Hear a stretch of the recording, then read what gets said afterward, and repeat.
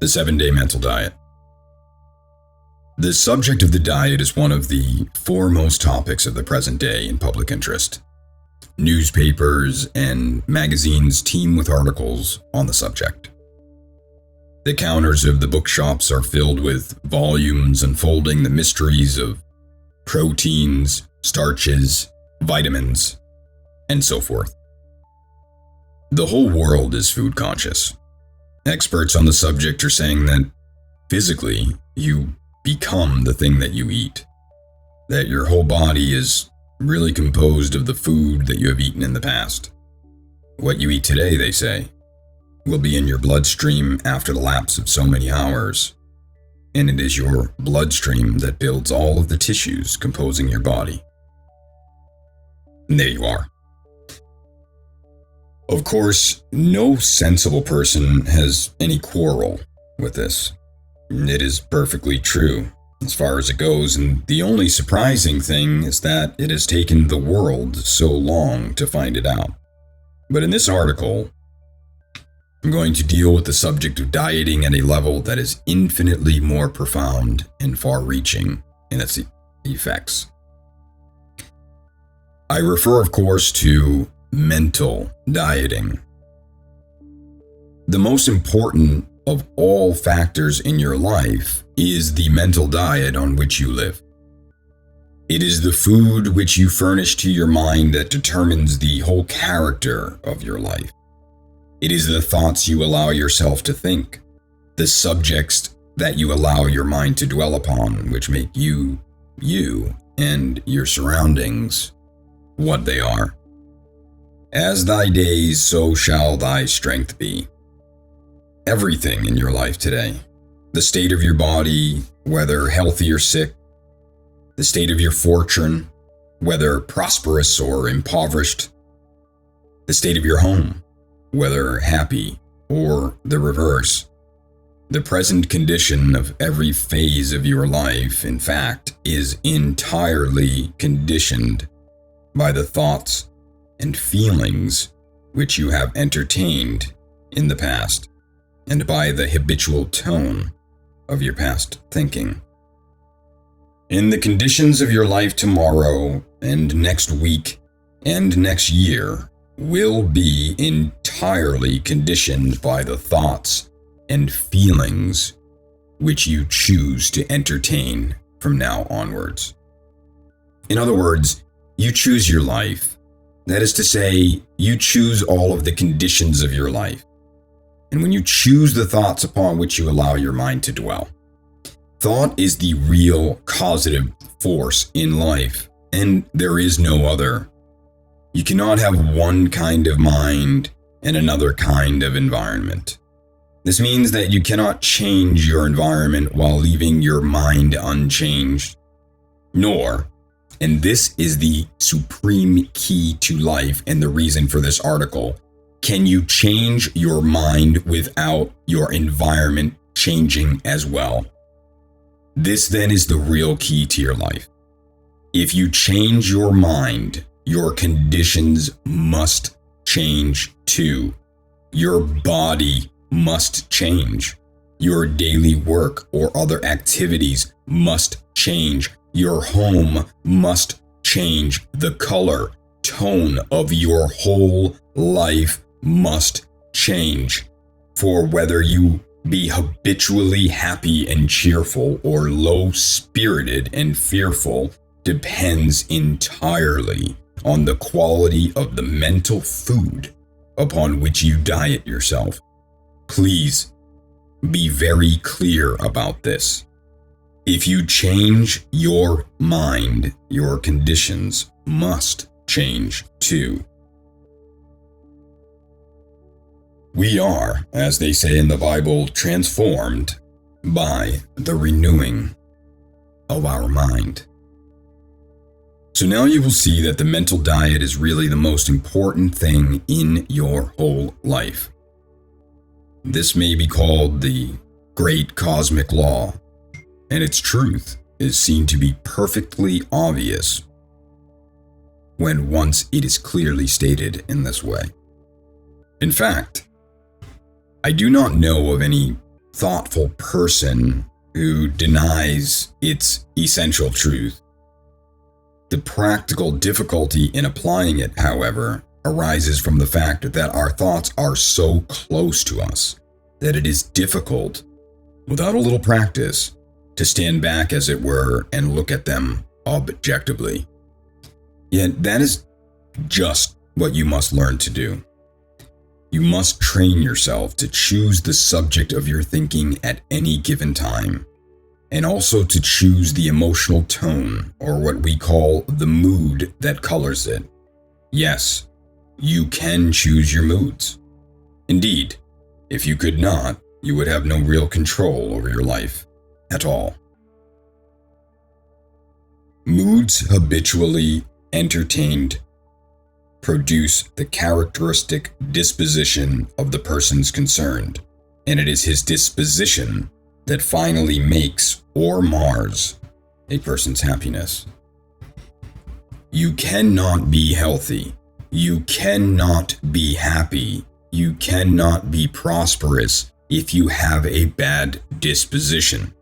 If you are sulky, or surly, or cynical, or depressed, or superior, or frightened, half out of your wits, your life cannot possibly be worth living. Unless you are determined to cultivate a good disposition, you may as well give up all hope of getting anything worthwhile out of your life. And it is kinder to tell you very plainly that this is the case. If you are not determined to start in now and carefully select all day the kind of thoughts that you are going to think, you may as well give up all hope of shaping your life into the kind of thing that you want it to be, because this is the only way. In short, if you want to make your life happy and worthwhile, which is what God wishes you to make it, you must begin immediately to train yourself in the habit of thought selection and thought control. This will be exceedingly difficult for the first few days, but if you persevere, you will find that it will become rapidly easier. And it is actually the most interesting experience that you could possibly make. In fact, this thought control is the most thrillingly interesting hobby that anyone could take up. You will be amazed at the interesting things that you will learn about yourself, and you will get results almost from the beginning. Now, many people, knowing the truth, make sporadic effort from time to time to control their thoughts, but the thought stream being so close, as I have pointed out, and the impacts from outside so constant and varied, they do not make very much progress. This is not the way to work.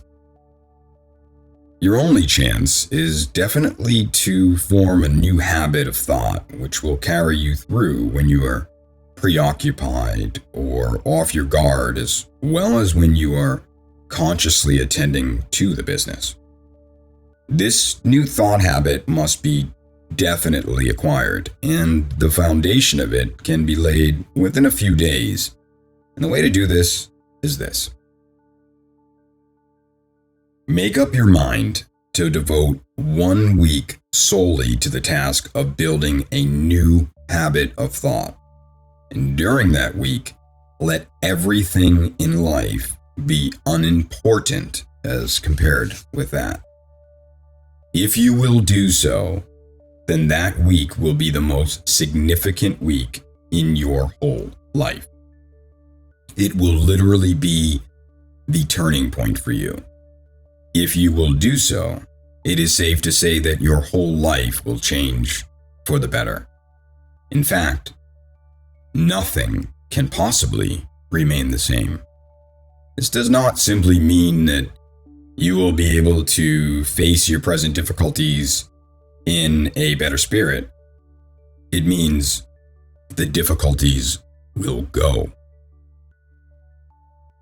This is the scientific way to alter your life. And being in accordance with the great law, it cannot fail. Now, do you realize that by working in this way, you do not have to change the conditions? What happens is that you apply the law, and then the conditions change spontaneously. You cannot change conditions directly. You have often tried to do so and failed. But go on the 7-day mental diet, and conditions must change for you. This then is your prescription. For 7 days, you must not allow yourself to dwell for a single moment on any kind of negative thought. You must watch yourself for a whole week as a cat watches a mouse, and you must not under any pretense allow your mind to dwell on any thought that is not positive, constructive, optimistic, or kind. This discipline will be so strenuous that you could not maintain it consciously for more than a week. But I do not ask you to do so. A week will be enough, because by that time, the habit of positive thinking will begin to be established. Some extraordinary changes for the better will have come into your life, encouraging you enormously. And the future will take care of itself. The new way of life will be so attractive and so much easier than the old way that you will find your mentality aligning itself almost automatically. But the 7 days are going to be strenuous. I would not have you enter upon this without counting the cost. Mere physical fasting would be child's play in comparison, even if you have a very good appetite. The most exhausting form of army gymnastics combined with 30-mile route marches would be mild in comparison with this undertaking. But it is only for 1 week of your life, and it will definitely alter everything for the better. For the rest of your life here, for all eternity in fact, things will be utterly different and inconceivably better than if you had not carried through this undertaking. Do not start it lightly. Think about it for a day or two before you even begin. Then start in, and the grace of God goes with you. You may start it any day in the week and at any time in the day.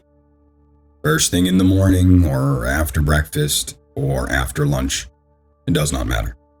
But once you do start, you must go right through for the 7 days. That is essential. The whole idea is to have 7 days of unbroken mental discipline in order to get the mind definitely bent in a new direction once and for all. If you make a false start, or even if you go on well for 2 or 3 days and then for any reason fall off the diet, the thing to do is drop the scheme altogether for several days, and then to start again fresh. There must be no jumping on and off, as it were.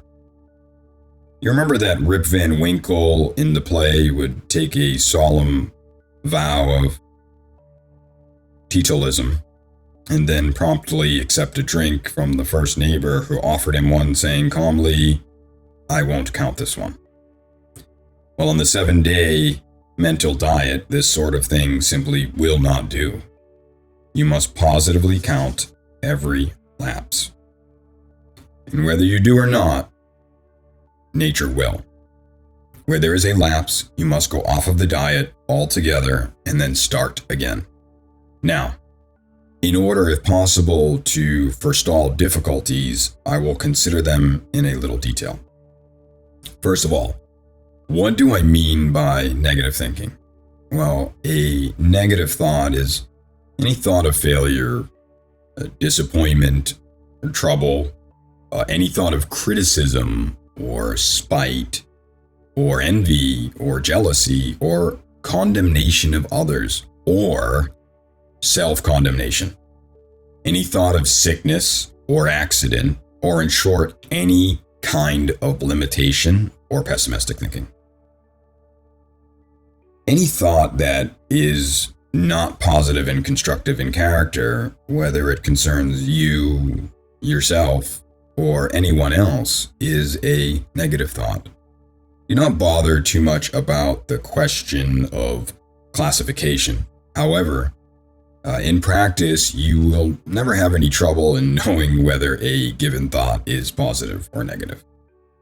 Even if your brain tries to deceive you, and this is important, your heart will be whispering you the truth. Second, you must be quite clear that what this scheme calls for is that you shall not entertain or dwell upon negative things. Note this carefully. It is not the thoughts that come to you that matter, but only such of them as you choose to entertain and dwell upon. It does not matter what thoughts may come to you provided you do not entertain them. It is the entertaining or dwelling upon them that matters. Of course, many negative thoughts will come to you all day long. Some of them will just drift into your mind of their own accord, seemingly, and these come to you out of the race mind. Other negative thoughts will be given to you by other people, either in conversation or by their conduct, or you will hear disagreeable news, perhaps by letter or telephone, or you will see crimes and disasters announced in the newspaper headlines. These things, however, do not matter as long as you do not entertain them. In fact, it is these very things that provide the discipline that is going to transform you during this epoch-making week. The thing to do is, directly when the negative thought presents itself, turn it out. Turn away from the newspaper. Turn out the thought of the unkind letter or stupid remark or whatnot. When the negative thought floats into your mind, immediately turn it out and think of something else. Best of all, think of God as explained in the Golden Key. A perfect analogy is furnished by the case of a man who is sitting by an open fire when a red-hot cinder flies out and falls upon his sleeve. If he knocks that cinder off at once, without a moment's delay to think about it, no harm is done. But if he allows it to rest on him for a single moment, under any pretense, the mischief is done, and it will be a troublesome task to repair that sleeve. So it is with a negative thought. Now, what of those negative thoughts and conditions which it is impossible to avoid at the point where you are today? What of the ordinary troubles that you will have to meet in the office or at home? The answer is that such things, negative experiences or conditions, will not affect your diet provided that you do not accept them by fearing them, by believing them, by being indignant or sad about them, or by giving them any power at all. Any negative condition that duty compels you to handle will not affect your diet. Go to the office or meet the cares at home without allowing them to affect you. None of these things move me, and all will be well. Suppose that you are lunching with a friend who talks negatively. Do not try to shut him up or otherwise snub him. Let him talk, but do not accept what he says, and your diet will not be affected. Suppose that on coming home you are greeted with a lot of negative conversation. Do not preach a sermon, but simply do not accept it. It is your mental consent, remember, that constitutes your diet. Suppose you witness an accident or an act of injustice. Let us say, instead of reacting with pity or indignation, refuse to accept the appearance at its face value. Do anything that you can to right matters. Give it the right thought, and let it go at that. You will still be on the diet. Of course, It will be very helpful of you if you can take steps to avoid meeting during this week anyone who seems particularly likely to arouse the devil in you. People who get on your nerves or rub you the wrong way or bore you are better avoided while you are on the diet. But if it is not possible to avoid them, then you must take a little extra discipline. That is all. Suppose that you have a particularly trying ordeal before next week. Well, if you have enough spiritual understanding, you will know how to meet that in the spiritual way. But for our present purpose, I think I would wait and start the diet as soon as that ordeal is over. As I have said before, do not take up the diet lightly, but think it over well first. In closing, I want to tell you that people often find that the starting of this diet seems to stir up all sorts of difficulties. It seems as though everything begins to go wrong at once. This may be disconcerting, but it is really a good sign. It means that things are moving, and it is not that the very object we have in view. Suppose your whole world seems to rock on its foundations. Hold on steadily, let it rock. And when the rocking is over, the picture will have reassembled itself into something much nearer to your heart's desire. The above point is vitally important and rather subtle. Do you not see that the very dwelling upon these difficulties is in itself a negative thought, which has probably thrown you off of the diet?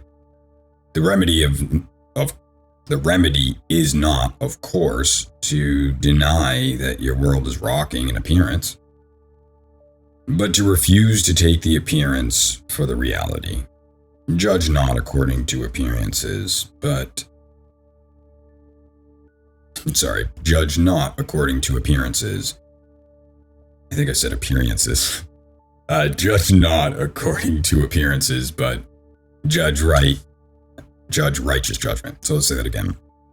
Judge not according to appearances, but judge righteous judgment. Closing word of caution, do not tell anyone else that you are on the diet or that you intend to go on it. Keep this tremendous project strictly to yourself. Remember that your soul should be the secret place of the Most High. When you have come through the 7 days successfully and secured your demonstration, allow a reasonable time to elapse to establish the new mentality, and then tell the story to anyone else who you think is likely to be helped by it. And finally, remember that nothing said or done by anyone else can possibly throw you off of your diet. Only your own reactions to the other person's conduct can do that.